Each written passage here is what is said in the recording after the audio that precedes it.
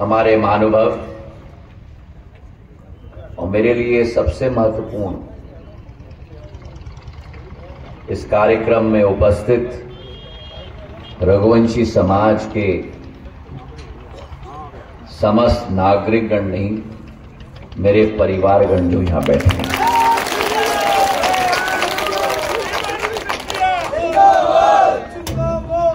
बोलो मेरे साथ, सियावर रामचंद्र की जय, सियावर रामचंद्र की जय, सियावर रामचंद्र की जय, महाकाल महाराज की जय, महाकाल महाराज की जय, महाकाल महाराज की जय। इतना भव्य कार्यक्रम हमारे क्षेत्र में संध्या होते होते डुंगसरा गांव में शांत हो जाए, हमारे समाज के द्वारा आयोजित किया गया। और इससे ज्यादा अच्छी बात क्या हो सकती है कि कार्यक्रम का आयोजन भी अगर कहीं हुआ है तो रघुवंशी समाज का कार्यक्रम का आयोजन क्षेत्र के महाकाल मंदिर के प्रांगण में आयोजित हुआ। महाराज 1008 कनकदास जी महाराज के चरणों में मैं नमन करता हूं। और इतना सुंदर और भव्य मंदिर यहां आयोजित किया गया। सभी क्षेत्रवासियों को मैं बधाई और शुभकामनाएं देना चाहता हूं। और भगवान महाकाल और भगवान श्री राम दोनों की असीम कृपा मेरी क्षेत्र की जनता पर और मेरे रघुवंशी समाज पर सदैव रहे, इस बात की मैं कामना करता हूं। अगर भारत के मुख्य क्षत्रिय वंशों को हम देखें तो उन सभी वंशों में अगर एक नाम उभर के आती है तो हमारे रघुवंशी समाज का नाम पहले उभर के आता है। और इसके पीछे एक बहुत प्राचीन इतिहास है, एक गौरवशाली इतिहास है। सर्वप्रथम ब्रह्मा नामक धर्मात्मा एवं प्रतापी राज्यों के सूर्य वंश का उत्पात हुई और इसी वंश में 39वीं पीढ़ी के रूप में भगवान श्री राम ने धरती पर जन्म लिया था। अन्याय की समाप्ति करने के लिए, उच्च मूल्य और सिद्धांतों को स्थापित करने के लिए और ऐसा उदाहरण तय करने के लिए कि पृथ्वी के अंत तक मनुष्य उनके मूल्य और सिद्धांतों का अनुसरण करने की कोशिश करे, ऐसे भगवान श्री राम का जन्म हुआ। श्री विष्णु के 10 अवतार में से 7वें अवतार के रूप में प्रभु श्री राम के आप सभी वंशज हो मेरे भाइयों।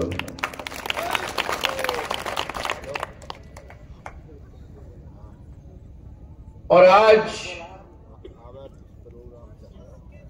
जो प्रभु श्री राम के बारे में कहा जाता है, करुणा, त्याग और समर्पण की मूर्ति के रूप में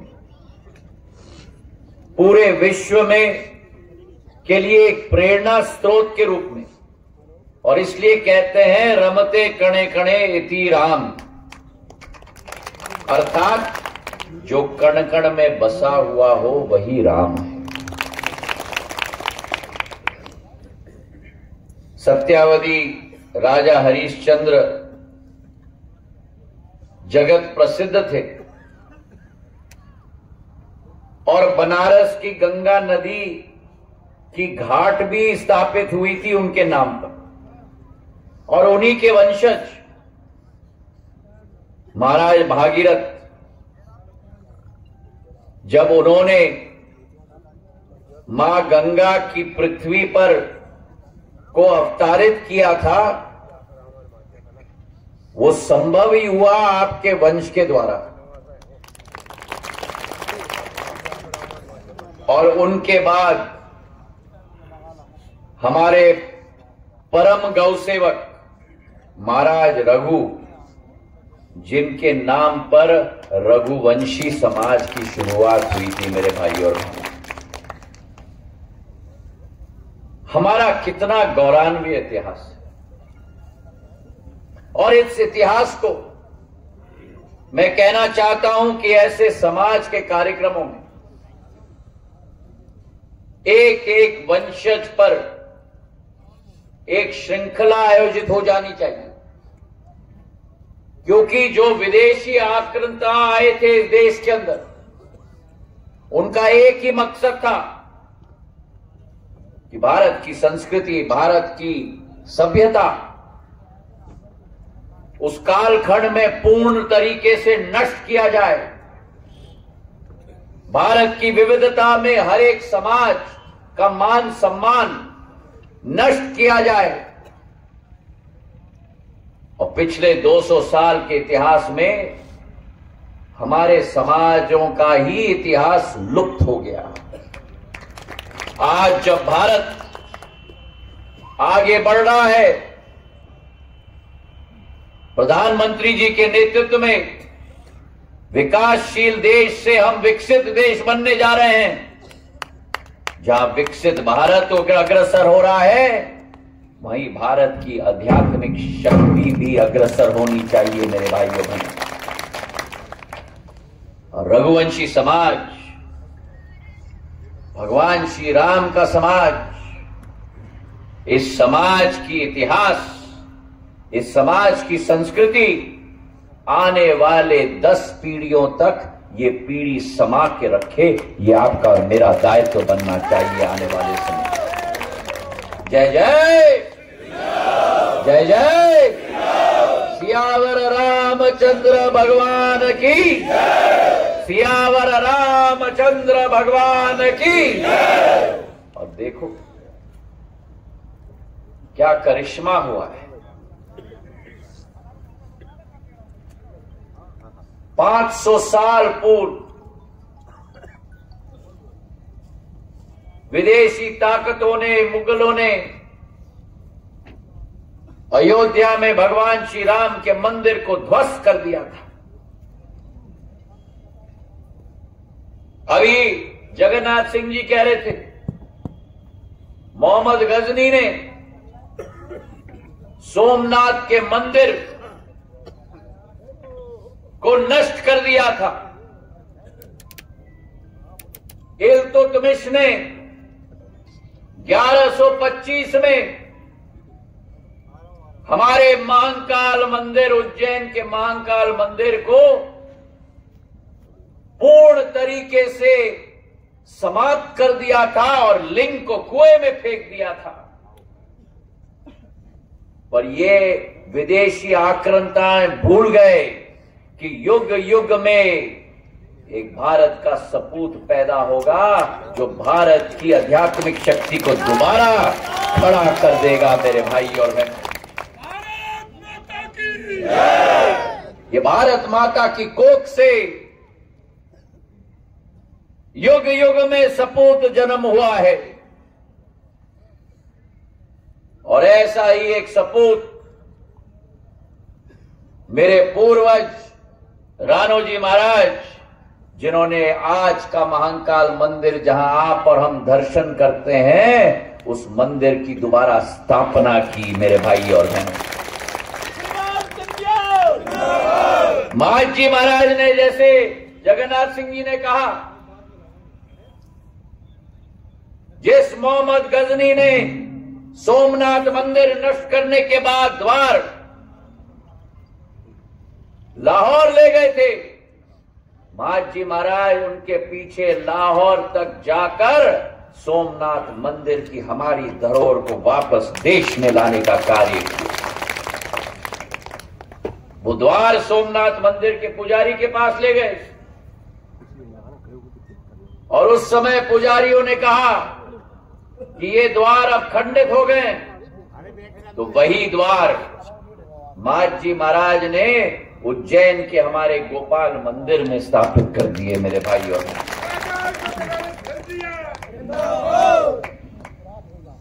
भारत की आध्यात्मिक शक्ति जो 500 वर्षों से प्यासी थी, 500 वर्षों से अमृत जैसा पानी नहीं मिला था, एक ऐसे सपूत की इंतजार कर रही थी जो सपूत आकर भगवान श्री राम की प्राण प्रतिष्ठा दोबारा अयोध्या में कर पाए। वो प्रधानमंत्री नरेंद्र मोदी जी ने करके दिखा दिया मेरे भाइयों। कई लाखों लोगों ने अपनी जीवन गंवाई दी उस लक्ष्य की पूर्ति हासिल करने में, और उस श्रेणी में, उस श्रृंखला में मेरी आजी अम्मा राजमाता विजय राजे सिंधिया ने भी भारतीय जनता पार्टी उस समय के जनसंघ में मांग रखी थी कि राम मंदिर की स्थापना दोबारा होनी चाहिए मेरे भाइयों, और निरंतर संघर्ष किया। अडवाणी जी के साथ रथ यात्रा में गई। मेरा सौभाग्य है अयोध्या के भगवान राम मंदिर के लिए हवाई अड्डा बनाने की जिम्मेदारी भी प्रधानमंत्री जी के द्वारा सिंधिया परिवार के मुखिया को दिया गया। और आप जाके देखो अयोध्या का हवाई अड्डा आपको हवाई अड्डे की तरह नहीं दिखेगा। अयोध्या का हवाई अड्डा मैंने राम लल्ला के मंदिर के रूप में बनाया है मेरे भाई और बहनों। वही नकाशी, वही पत्थर का काम, वही भगवान राम के चित्र, जीवन की पूर्ण चित्र में अवलोकन, एयरपोर्ट के अंदर, हवाई अड्डे के अंदर भारत के हर कला के साथ, पट्टी चित्र हो, कलमकली हो, हर एक भारत के कला के आधार पर भगवान राम की जीवन शैली हवाई अड्डे के अंदर हमने प्रस्तुतिकरण कर ली है मेरे भाइयों। और जिस पत्थर के साथ भगवान राम का भव्य मंदिर बना है अयोध्या में, उसी पत्थर के साथ अयोध्या में विमानतल भी बना है मेरे भाइयों। प्रधानमंत्री नरेंद्र मोदी जी ने भारत की आध्यात्मिक शक्ति को विश्व पटल पर उजागर कर दिया है। और मैं स्वयं आश्चर्यचकित था। मैंने अनुमान लगाया था कि 22 जनवरी को देश के कोने कोने का व्यक्ति, जैसे हम शिवपुरी के राम मंदिर में बैठकर पूर्ण रूप से प्राण प्रतिष्ठा देख रहे थे अपने आंखों से, मैंने सोचा था कि देश के एक एक कोने में व्यक्ति उस कार्यक्रम का भाग बनेगा। लेकिन केवल भारत के व्यक्ति नहीं, न्यूयॉर्क के टाइम स्क्वायर में, लंदन के ट्रफाल्गर स्क्वायर में, पेरिस के शॉज़-एलिज़े में पूरा विश्व राममय बन गया था मेरे भाइयों। योग होता है आज तो आपके कुटीर में नहीं, योग होता है तो संयुक्त राष्ट्र में प्रधानमंत्री 160 देशों के प्रतिनिधियों के साथ वहां योग करते हैं। भगवान राम का मंदिर की प्राण प्रतिष्ठा होती है तो भारतवासी अकेले नहीं, लेकिन पूरा विश्व जग जाता है भगवान राम के प्राण प्रतिष्ठा के कार्यक्रम के लिए। भारत आज आर्थिक शक्ति के रूप में उभर रही है, लेकिन भारत केवल आर्थिक शक्ति के रूप में नहीं, प्रधानमंत्री जी के नेतृत्व में आध्यात्मिक शक्ति के रूप में भी उभर रही है मेरे भाई और बहन।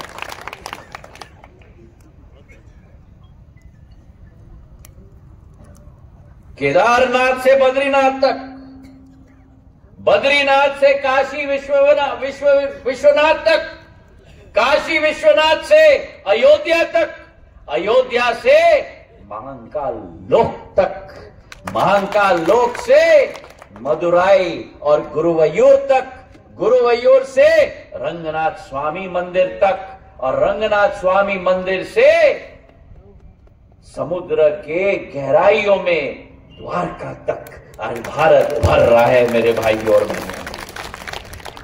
और मेरा रघुवंशी समाज उसी उभरते हुए आध्यात्मिक भारत का अभिन्न भाग बन चुका है। सियावर रामचंद्र भगवान की। और जैसे जैसे भारत उभर रहा है वैसे वैसे रघुवंशी समाज भी उभर रहा है।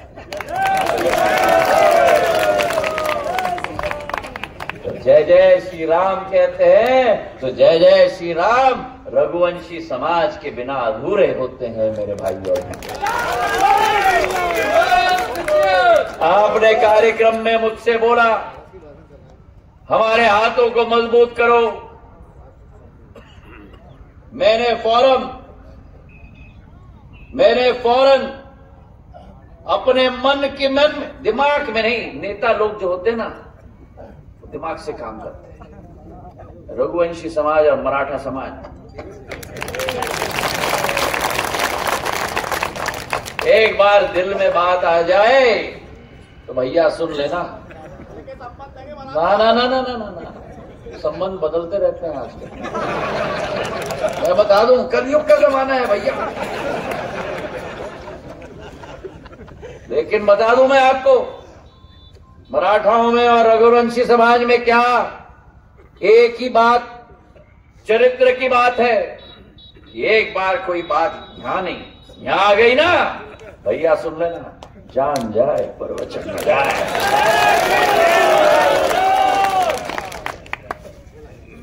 मैंने जो वहां महसूस किया, मैंने निर्णय लिया कि मेरे चंदेरी से अगर किसी वंश को वहां जिम्मेदारी देनी है तो भगवान श्री राम के वंशजों को जिम्मेदारी है। और आपने भी भरपूर आशीर्वाद दिया, भरपूर आशीर्वाद प्रदान करके अपने घर के व्यक्ति को ही आपने सबसे बड़े मध्य प्रदेश के पंचायत में भेज दिया। और आज आपके सामने मैं खड़ा हूं, आपके सुख के समय में आपके साथ मैं खड़ा रहा हूं या न रहा हूं, लेकिन सिंधिया परिवार के 200 साल के इतिहास में जब जब संकट का समय, अशोकनगर हो, चंदेरी हो, मुंगावली हो, शिवपुरी हो, पिछोर हो, गुना बमोरी हो, कोलारस हो, करेरा हो, पूरा ग्वालियर चंबल संभाग हो, मालवा हो, जब जब संकट आया है आपका ढाल और आपका तलवार भी सिंधिया परिवार बना है। कोरोना काल आया,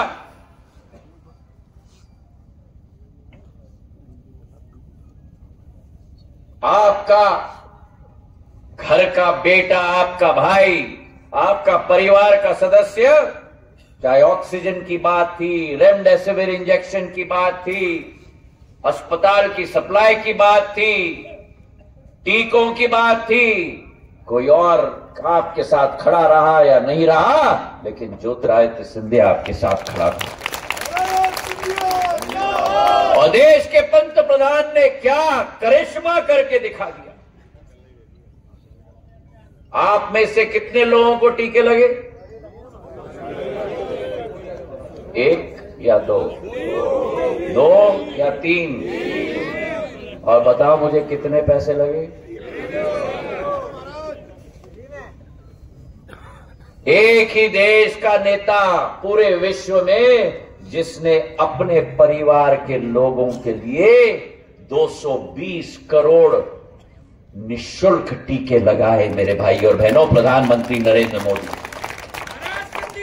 और कांग्रेस आज उनके परिवार के बारे में लांछन लगाती है। अरे भाई, प्रधानमंत्री नरेंद्र मोदी का कोई परिवार का सदस्य हो या ना हो, पूरा देश प्रधानमंत्री नरेंद्र मोदी का परिवार है। और इसलिए कहा जाता है, फिर एक बार, अरे बोलो मेरे साथ, फिर एक बार, फिर एक बार, फिर एक बार,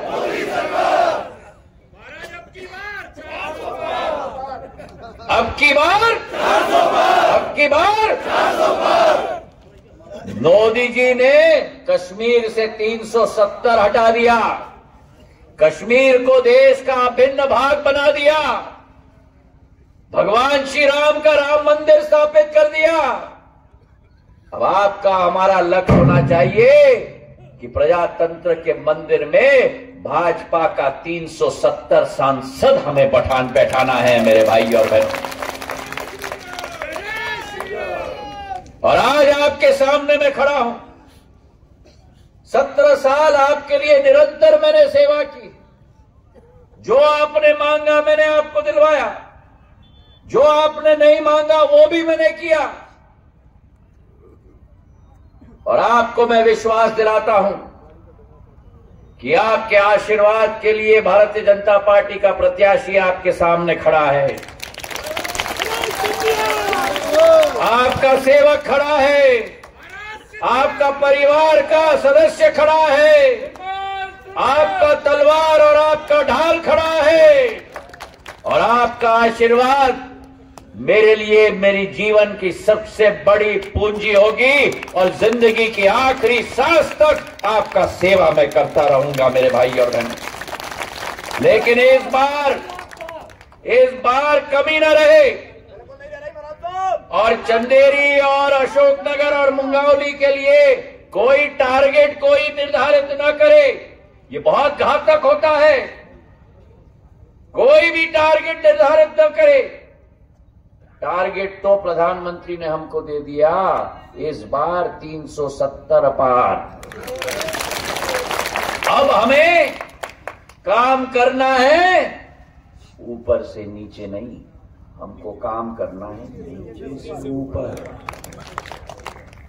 हर व्यक्ति जो इस सभा में बैठा है, अगर आपको मुझ में विश्वास है, अपनी अपनी पोलिंग अपना किला के समस्त आप समझो, अपने गढ़ी की रखवाली करो, अपनी गढ़ी में अपनी जीत सुनिश्चित करो। 370 वोट अतिरिक्त भाजपा के पक्ष में आपके किले और आपके गढ़ी में डल पाए, ये सुनिश्चित करो। अगर अपना पोलिंग जितवा दोगे तो आपने अपनी जो भूमिका निभाई, पूरे मेरे परिजन अगर अपने अपने पोलिंग की जिम्मेदारी निभाएंगे तो नया कीर्तिमान हम स्थापित करेंगे मेरे भाइयों। आज मुझे इस बात की बड़ी खुशी है कि रघुवंशी समाज के द्वारा 2021 कुंडीय यज्ञ का आयोजन हुआ है अयोध्या में। ये इतिहास में सबसे बड़ा यज्ञ आप लोगों ने आयोजित किया है। दिल की गहराइयों से आपको बहुत बहुत बधाई और बहुत बहुत शुभकामनाएं।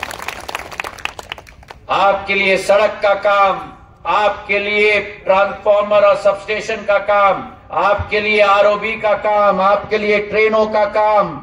अभी अशोकनगर में मैंने एक ट्रेन की स्टॉपेज दिलवाई है पिछले 4 दिन पहले। उसी के साथ मुंगावली में 4 ट्रेन, बदरवास में 2 ट्रेन, ग्वालियर में नया हवाई अड्डा बन गया। अब अशोकनगर के लोगों को भी ग्वालियर जाना चाहिए। अगर पूरे देश में घूमना चाहते हो, ग्वालियर को मैंने पूरे देश के साथ जोड़ दिया, दिल्ली के साथ, मुंबई के साथ, हैदराबाद के साथ, बंगलुरु के साथ, कोलकाता के साथ, इंदौर के साथ, अहमदाबाद के साथ,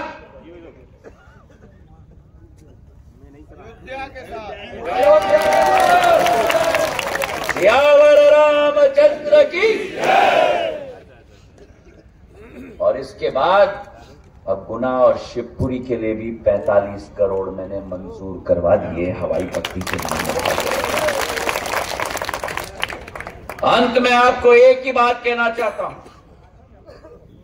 मोदी का साथ,